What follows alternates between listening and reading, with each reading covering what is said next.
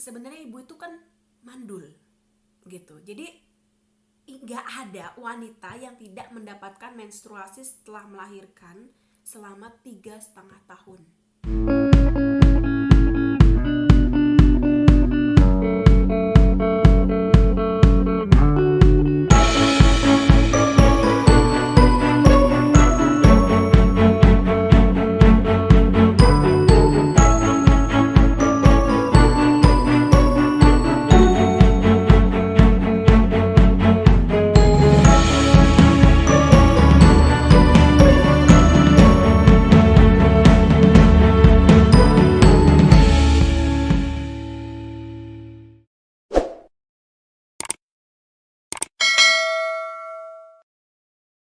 Halo teman-teman, kembali lagi dengan keluarga Fitri Bunga. Apa kabar teman-teman semua? Kembali lagi dengan keluarga Fitri di Jerman. Dan jangan lupa teman-teman, selalu stay safe, stay healthy dimanapun, kapanpun teman-teman berada, kita berada di masa pandemik seperti ini. Dan jangan lupa bersyukur dengan apapun yang kita alami. Dan jangan lupa juga subscribe, like, comment, and share jika bermanfaat. Kali ini saya masih membahas di part yang kedua. Saya mau part kedua bahas mengenai cerita selanjutnya. Jadi saya langsung masuk ke topik. Sebenarnya tuh saya didiagnosa oleh dokter itu mandul. Nah, cuma kok saya bisa mempunyai anak, bisa mendapatkan anak kembar 5-10. Story-nya itu adalah, jadi waktu anak saya lahir, ya, anak saya lahir itu saya memberikan ASI kira-kira 3 bulan, ya. Nah, pada saat saya memberikan ASI 3 bulan itu saya stop. Nah, kemudian saya tuh orangnya kan masih tidak terlalu peduli dengan kesehatan gitu, masih tidak peduli gitu. Suami saya udah bilang ayo ke dokter, apapun ke dokter, toh juga nggak bayar gitu. Tapi saya itu memang tidak terlalu suka yang namanya ke dokter karena nunggunya itu lama sekali. Nah, saya cuek gitu sampai anak saya umur 1 tahun, saya tidak datang bulan, cuek gitu. Terus akhirnya sebenarnya saya tuh harus punya appointment, perjanjian pertemuan dengan dokter itu 1 tahun. Setelah anak saya 1 tahun, saya tidak peduli, saya cancel. Saya nggak ngerasa harus penting ini apa begini, nggak sama sekali. Kemudian di tahun kedua anak saya umur 2 tahun, saya juga belum datang menstruasi. Anak saya umur 3 tahun, saya juga belum dapat menstruasi. Nah, dari umur situ itu, di saat anak saya umur 3 tahun saya belum mendapatkan menstruasi, akhirnya saya ngomong sama suami saya. Suami saya juga nggak terlalu peduli, cuma dia nanya, kamu nggak datang bulan ya? Enggak, oh iya gitu, oh mungkin karena ASI gitu, karena ASInya masih ada. Jadi anak saya stop 3 bulan, tapi ASI itu masih ada sampai 2,5 tahun umur anak saya, ya. Kemudian di saat umur 3 tahun saya masih belum dapat menstruasi, akhirnya saya cek ke dokter. Terus saya bilang sama dokter, ini kenapa ya kok menstruasi saya belum keluar, anak saya umur 3 tahun. Dokter juga kaget. Kan saya udah suruh waktu itu perjanjian di 1 tahun setelah anak Anda 1 tahun. Ya, tapi kan saya pikir nggak terlalu penting-penting banget gitu kan. Saya pikir planning mau anak kedua, ketiga. Kan memang saya masih belum kepikiran gitu. Akhirnya kata dokter, oke, kalau gitu kita cek. Nah, akhirnya saya dicek sama dokter. Terus pada saat dicek, dokter sekaligus bertanya sama saya, kamu sudah dapat menstruasi? Ya justru itu dok, saya datang ke sini mau nanya kenapa saya belum dapat menstruasi gitu kan.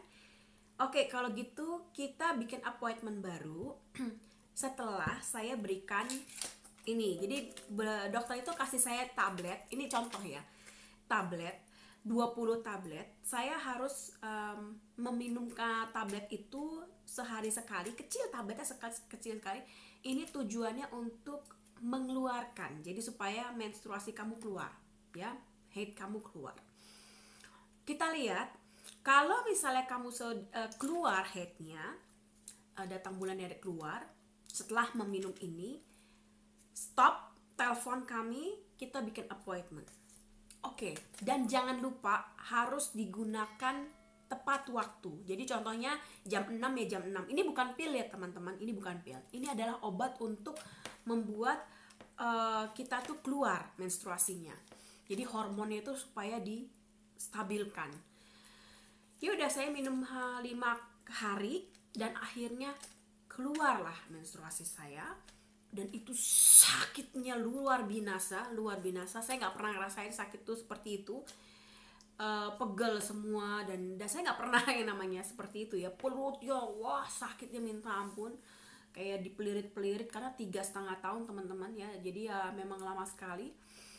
Terus akhirnya saya telepon dokter, saya bilang, dok, ini saya sudah minum hari kelima pilnya, obatnya, dan ternyata keluar. Apa yang harus saya lakukan? Oke, kalau gitu kamu langsung bikin appointment untuk ke kami. Itu kan berarti masa headnya itu kira-kira 7 hari lebih lah. Makanya bikin aja 1,5 minggu gitu supaya bersih total. Terus abis itu saya dibikin appointment 2 minggu kemudian. Dan saya pergi harus sama suami saya, supaya suami saya juga mendengarkan, dan kalau dokter bertanya, suami saya bisa menjawab dan bisa menjelaskan kepada saya dengan bahasa Inggris, karena dulu bahasa Jerman saya masih amburadul ya. Dan akhirnya benar teman-teman, saya pergi ke dokter dengan suami saya, dan di situ saya disuruh cek USG, pipis, semuanya lengkap, organ-organ semuanya dicek semuanya. Dan suami saya juga ditanya sebelum pengecekan, karena suami saya juga harus dicek sebenarnya, tapi ternyata memang kalau dari pertanyaannya memang dokternya bertanya apakah dari keluarga Anda, orang tua Anda mempunyai keturunan yang baik. Ya, keturunan yang baik, sangat baik. Tidak ada yang bermasalah dengan kanker atau apa, tidak ada, semuanya sehat walafiat. Nah, dari saya ditanya sebelum pengecekan, dokternya nanya apakah dari anggota keluarga ibu ada yang mempunyai kanker rahim, kanker payudara, atau mempunyai miom. Oh, tidak ada, semuanya sehat. Atau apakah ada yang pengalamannya itu susah juga menstruasi tetapi bisa hamil? Oh iya, ada. Tante saya dari keluarga papa. Jadi tante saya dari keluarga papa itu kalau menstruasi bisa sampai bisa tidak mendapatkan menstruasi 1 tahun teman-teman. 1 tahun, bisa lebih gitu ya. Tapi punya anak 3 gitu. Oke, kalau gitu kita cek. Ya udahlah, saya dicek. Dan setelah cek, sel telur saya juga baik, semuanya baik. Kata dokternya bilang gini, ya Ibu Bunga, Ibu adalah wanita ajaib. Ibu adalah wanita yang benar-benar diberkahi oleh Sang Maha Kuasa. Oh, saya bilang, kenapa? Ibu, sebenarnya ibu itu kan mandul gitu. Jadi nggak ada wanita yang tidak mendapatkan menstruasi setelah melahirkan selama 3,5 tahun. Kalian bisa bayangin, 3,5 tahun tidak mendapatkan menstruasi. Harusnya ibu tuh mandul. Tetapi ibu itu keajaiban di sel telur ibu, di rahim ibu, semuanya baik-baik saja. Saya hanya ngasih ini aja, Bu.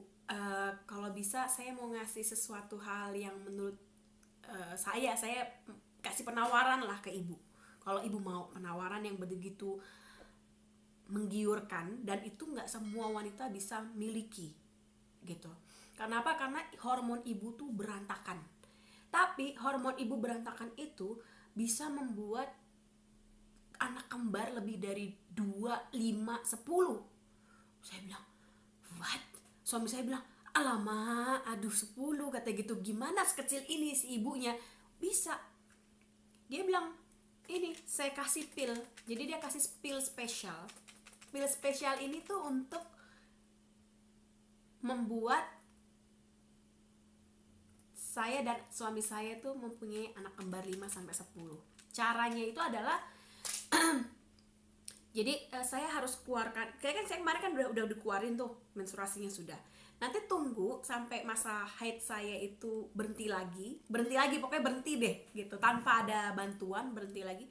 Baru setelah itu saya konsumsikan pil spesial untuk membuat hormonnya itu ngaco lagi, nggak tahu lah itu hormon apa, saya nggak tahu, yang akhirnya bisa membuat produksi bayi sebanyak itu gitu. Jadi saya bisa mempunyai anak kembar 5-10, dan itu diminum di saat saya lagi headnya tuh tidak rutin kembali gitu. Jadi saya harus mengkonsumsi sebelumnya itu obat untuk mengeluarkan haid.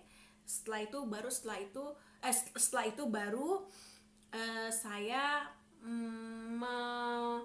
ngecek kapan tidak haid lagi gitu. Jadi saya harus tulis dari tanggal berapa sampai tanggal berapa kemarin waktu pas saya dapat obat. Terus itu bulan depan dapatnya tanggal berapa. Nah setelah itu kira-kira bulan depannya lagi dapat gak ya. Kalau misalnya tidak dapat, nah saya harus kasih tahu dokter supaya saya mendapatkan pil itu. Saya bilang terima kasih, tidak mau. Saya bilang saya tidak mau karena memang suami saya bekerja berat. Saya juga tidak punya keluarga.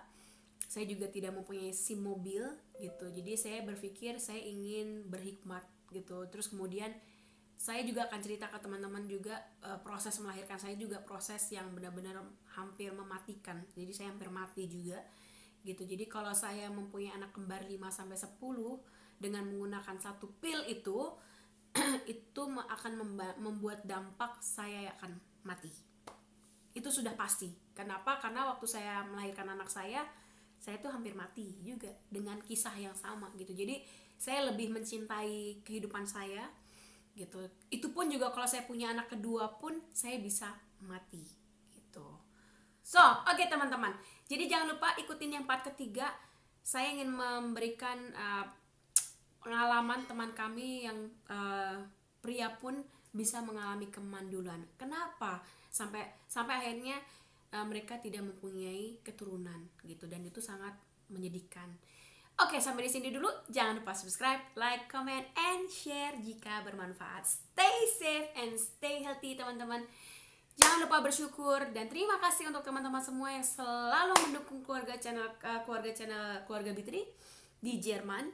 Siapapun kalian, semoga kalian juga sukses dan diberikan kesehatan, dilimpahkan rezekinya, dan see you, bye-bye teman-teman. Dadah, sampai jumpa lagi di part berikutnya.